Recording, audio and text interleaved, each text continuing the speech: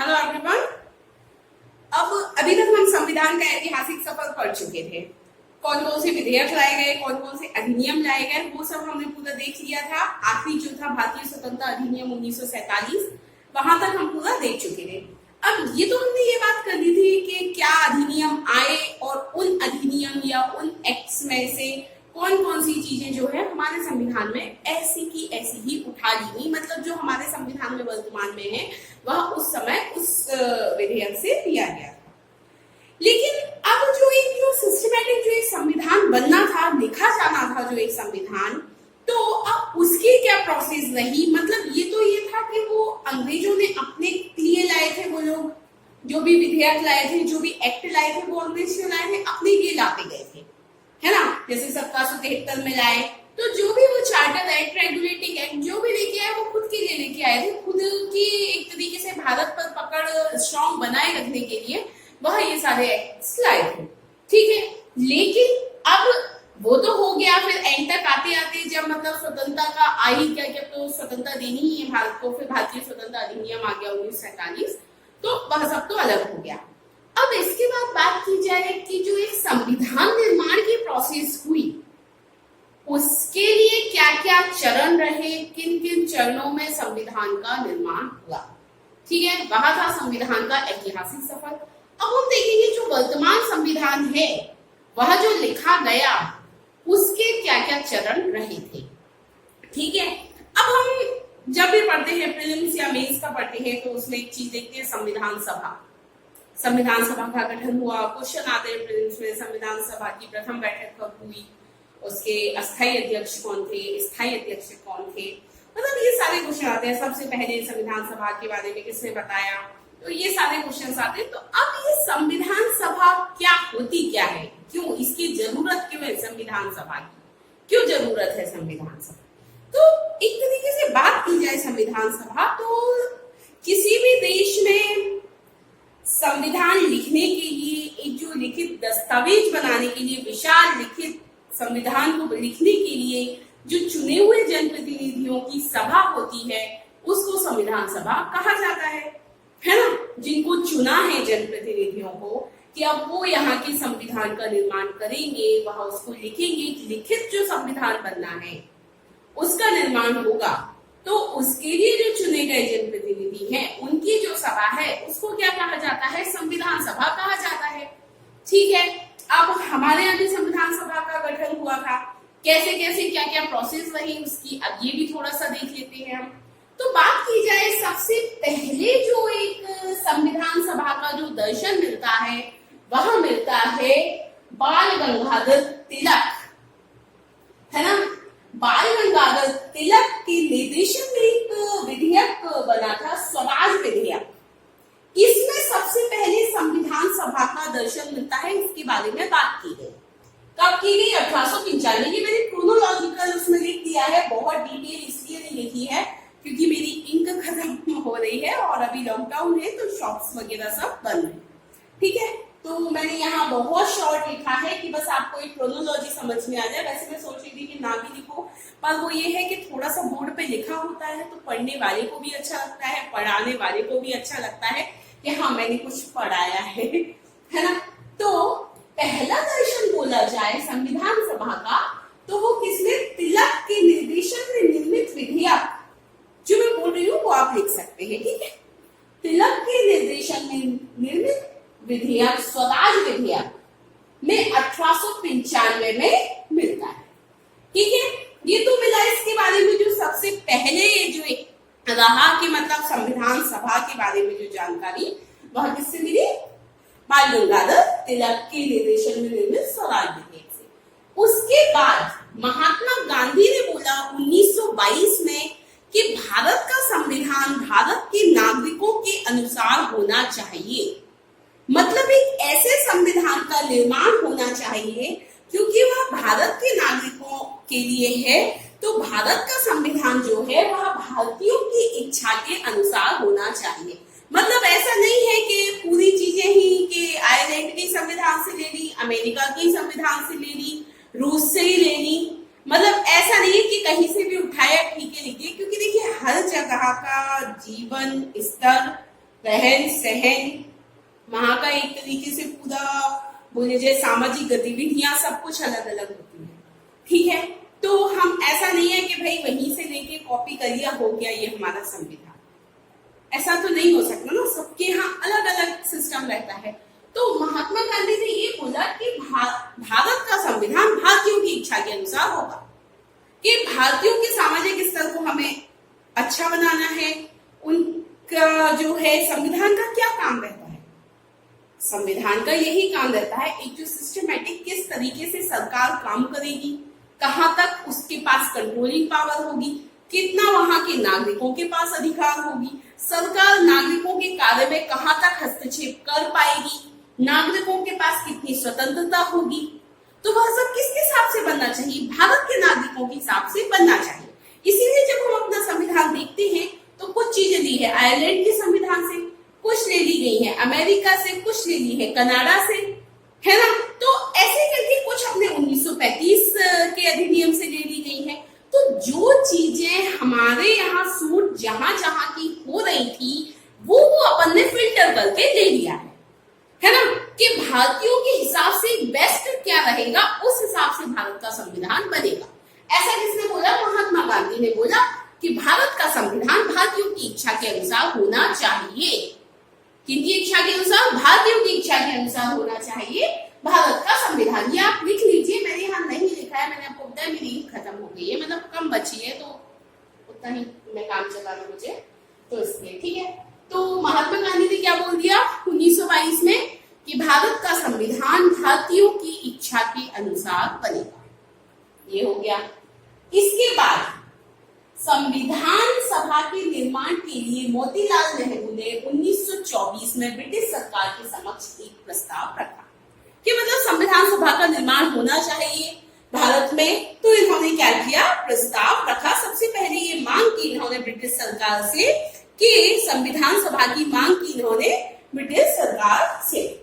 उसके बाद ये इन्होंने जस्ट मांग कर दी, लेकिन फिर जो औपचारिक रूप से जिसने संविधान सभा के बारे में प्रस्ताव रखा वहां थे M.N. राय।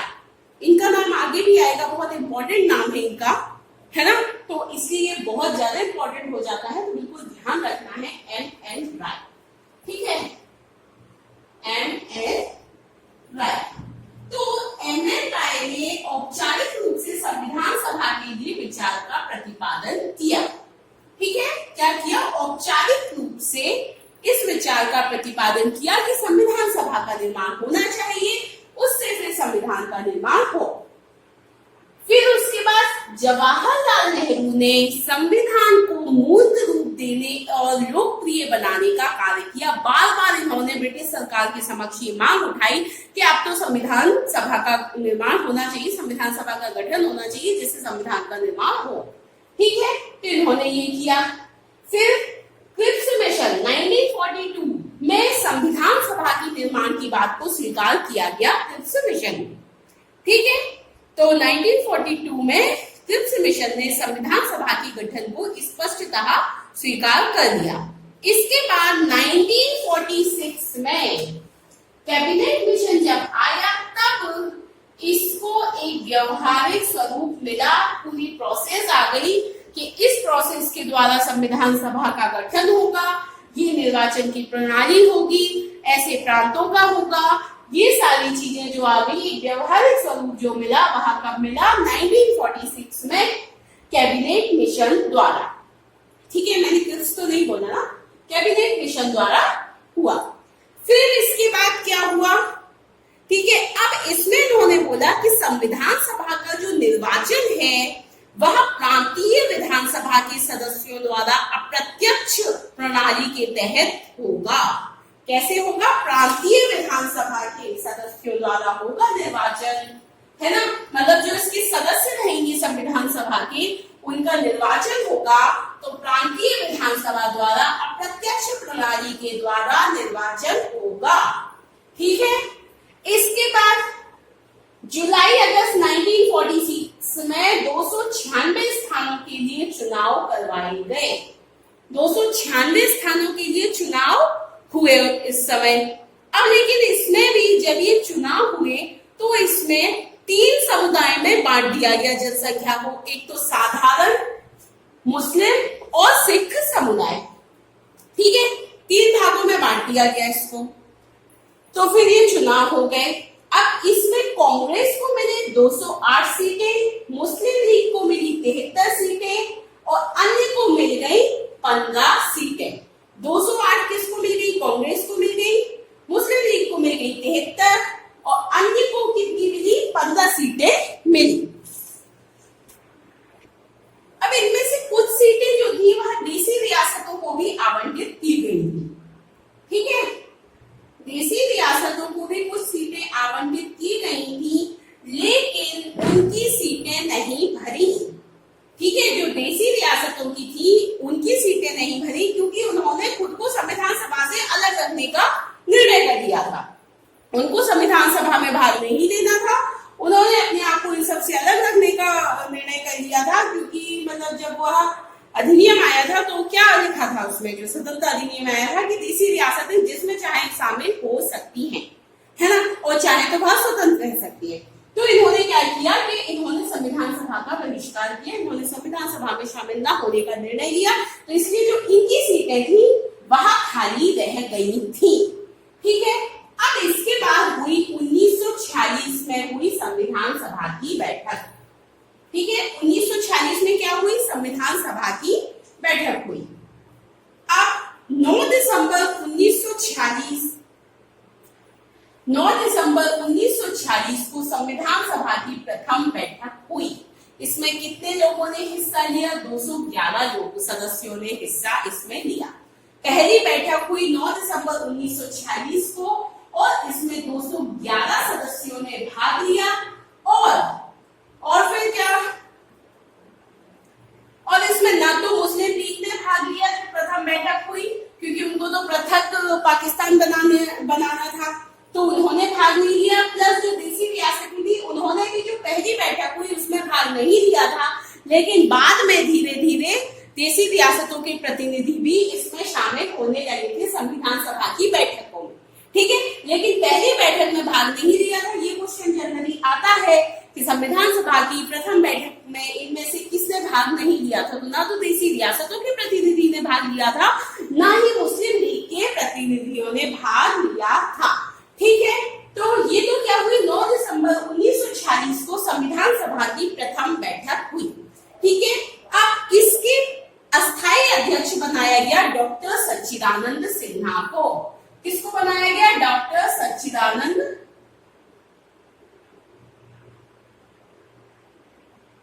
सिन्हा अस्थायी अध्यक्ष बनाया गया इनको संविधान सभा का। ये क्वेश्चन आता है, अस्थायी और स्थायी में थोड़ा ध्यान रखना। अस्थायी अध्यक्ष बनाया गया डॉक्टर सच्चिदानंद सिन्हा को। फिर 2 दिन बाद 11 दिसंबर 1946 को हुई दूसरी बैठक। पहली हुई 9 दिसंबर को, दूसरी इनके डेट भी याद रखने हैं क्योंकि इनकी बिल्कुल एग्जैक्ट डेट आती है, इसीलिए मैंने बोर्ड पे बस सिलेक्टेड चीजें लिखी हैं कि आपके लिए नोट्स तैयार हो जाए। बाकी चीजें मैं बोल रही हूँ, आप चाहे तो वो लिख सकते हैं और नहीं तो आप भी बस इतना लिख सकते हैं। ठीक है, तो 11 दिसंबर 2 दिन बाद, ये दो दिन का अंतर है, 9, 11 और 13। ठीक है, तो 9 के बाद हुई 11 दिसंबर को दूसरी बैठक हुई। उसमें डॉक्टर राजेंद्र प्रसाद को स्थायी अध्यक्ष चुन लिया गया। आप लिख लीजिएगा ये स्थायी और अस्थायी। दूसरी बैठक में संविधान सभा का स्थायी अध्यक्ष किसको चुन लिया गया? डॉक्टर राजेंद्र प्रसाद को। ठीक है, डॉक्टर राजेंद्र प्रसाद को क्या चुन लिया गया? संविधान सभा का स्थायी अध्यक्ष। और अस्थायी अध्यक्ष कौन थे? डॉक्टर सच्चिदानंद सिन्हा। अब इसके बाद फिर 2 दिन बाद 13 दिसंबर 1946 को नेहरू ने उद्देश्य प्रस्ताव प्रस्तुत किया संविधान सभा में। ठीक है, कब किया? 13 दिसंबर 1946 को नेहरू ने उद्देश्य प्रस्ताव को प्रस्तुत किया, जिसको कि 22 जनवरी 1947 को स्वीकार कर लिया गया। ठीक है, कब स्वीकार किया गया? 22 जनवरी 1947 को। यही जो उद्देश्य प्रस्ताव है वह ही आगे जाकर संविधान की प्रस्तावना का आधार बना। 13 दिसंबर 1946 को नेहरू ने जो उद्देश्य प्रस्ताव प्रस्तुत किया था, जिसको कि 22 जनवरी 1947 को स्वीकार किया गया था, वही उद्देश्य प्रस्ताव आगे जाकर संविधान की प्रस्तावना का आधार बना था। ठीक है, और इसीने क्या किया था, संपूर्ण संविधान के दर्शन को एक मूर्त रूप प्रदान किया था। क्या किया था, संपूर्ण संविधान के दर्शन को एक मूर्त रूप प्रदान किया था। ठीक है, कब हुआ स्वीकृत, 22 जनवरी 1947 को। फिर इसके बाद क्या हुआ, इसके बाद 29 अगस्त 1947 को, ये क्या लिखा है मैं भूल गई थी पहले, 29 अगस्त 1947 को एक 7 सदस्यीय, कितनी सदस्यीय, 7 सदस्यीय प्रारूप समिति का गठन किया गया। इसके अध्यक्ष थे B.R. अम्बेडकर। ठीक है, 29 अगस्त 1947 को एक 7 सदस्यीय प्रारूप समिति का गठन किया गया, जिसके अध्यक्ष थे डॉक्टर भीमराव अंबेडकर।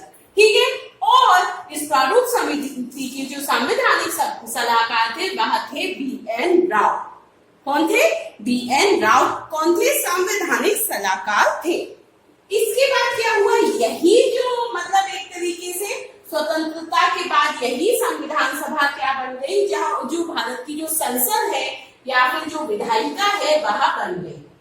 ठीक है, स्वतंत्रता के बाद यही संविधान सभा किसमें परिवर्तित हो गई, संसद में या फिर विधायिका में परिवर्तित हो गई। ठीक है, 15 अगस्त 1947 को क्या हुआ, स्वतंत्रता मिली थी। ठीक है, तो उसके बाद यह क्या हो गई, संविधान सभा ही विधायिका में परिवर्तित हो गई।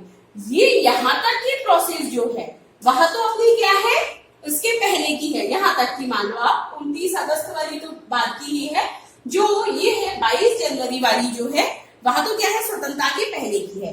लेकिन ये जो प्रारूप समिति का गठन है यहाँ कब है, स्वतंत्रता के बाद से है। ठीक है, अब इसके बाद स्वतंत्रता के बाद क्या हुआ, संविधान सभा ही विधायिका बन गई। फिर विधायिका की जो अध्यक्षता की वह किसने की, G.V. मावलकर ने।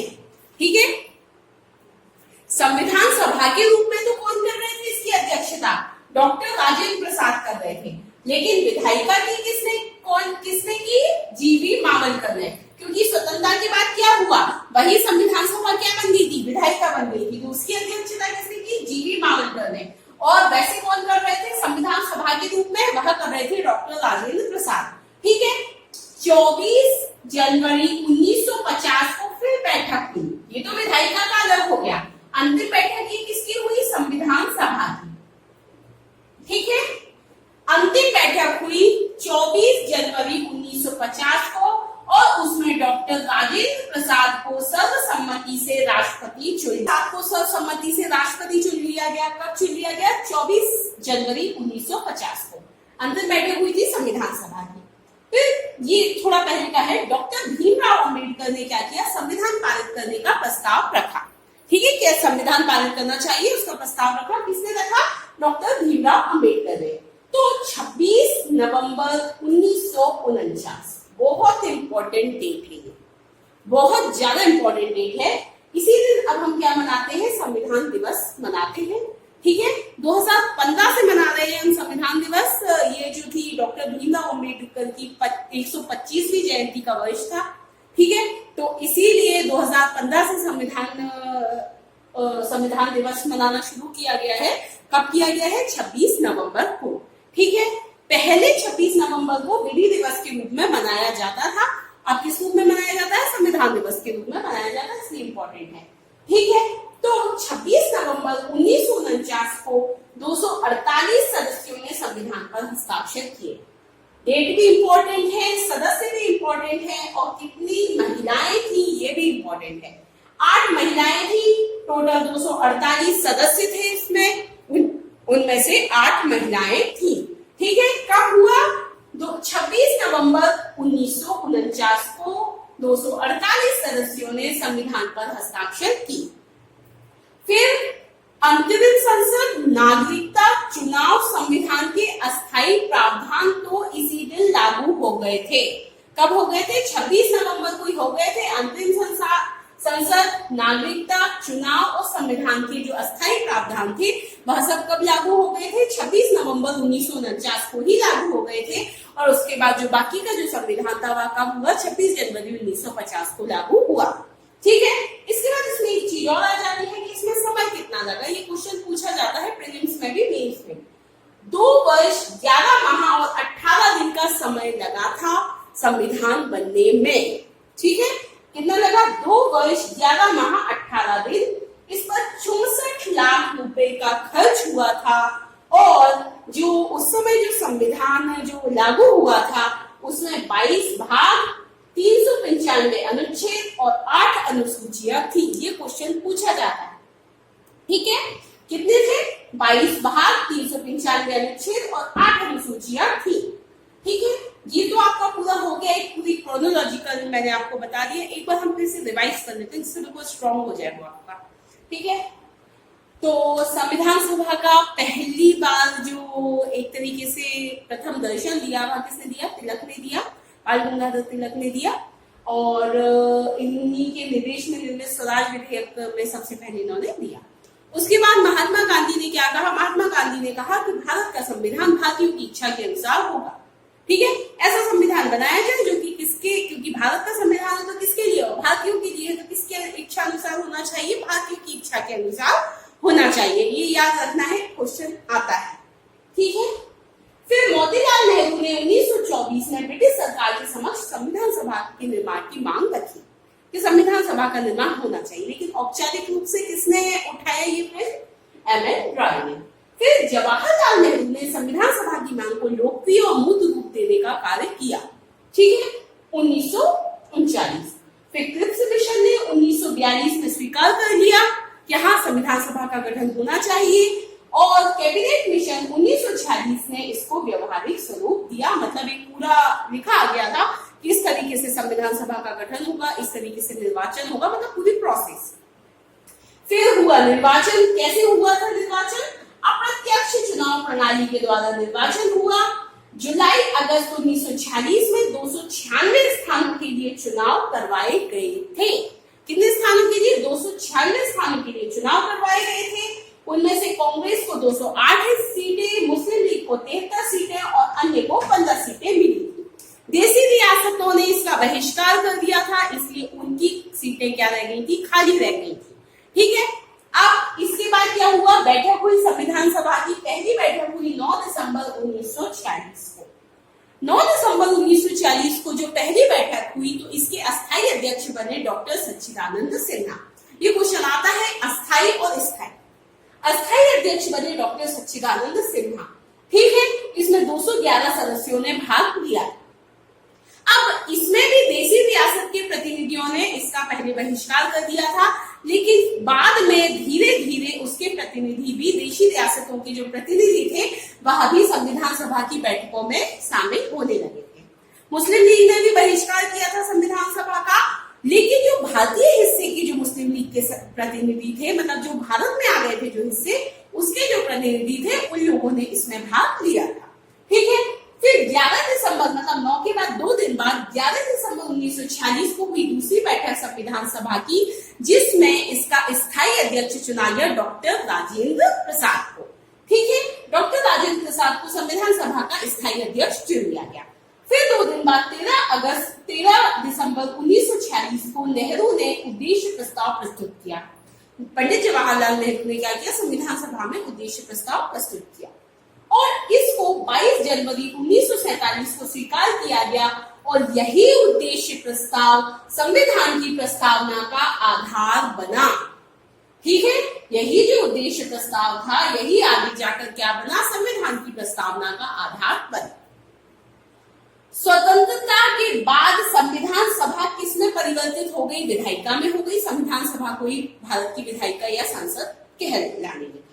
संविधान सभा के जो अध्यक्ष थे वे थे डॉक्टर राजेंद्र प्रसाद, लेकिन जो विधायिका के अध्यक्ष बने वह थे जीवी मावलकर।